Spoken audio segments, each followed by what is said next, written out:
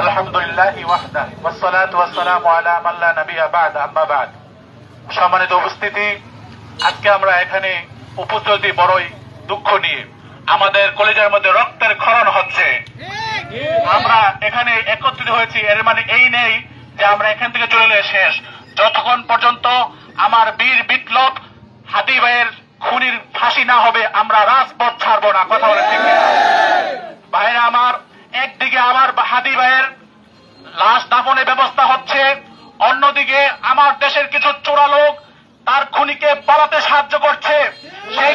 সেই খুনির সাথে যারা সাহায্য করছে প্রত্যেককেই একমাত্র শাস্তি দিতে হবে, মৃত্যুদণ্ড।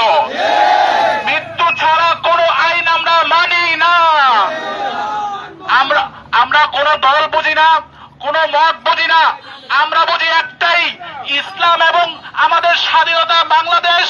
যারা যে ভারত সবচেয়ে বড় শত্রু আমাদের, তারা যদি এই বাংলাদেশে চোখ তুলে তাকায় তাদের চোখকে আমরা উপড়ে ফেলবো।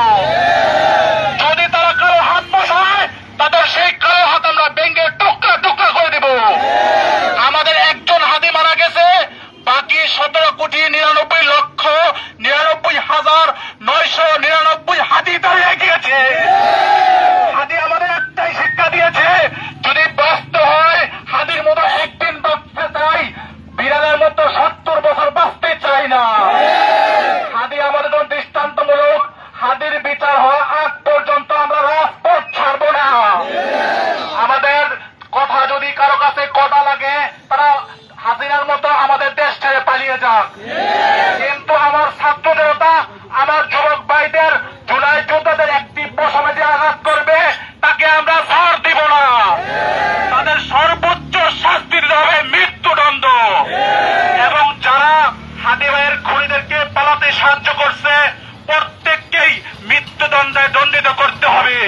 সে যেই দলের হোক না কেন, তারা আমরা সর্বোচ্চ শাস্তি চাই, মৃত্যুদণ্ড। ওয়া আখিরি দাওয়ানা আনিল হামদুলিল্লাহি রাব্বিল আলামিন।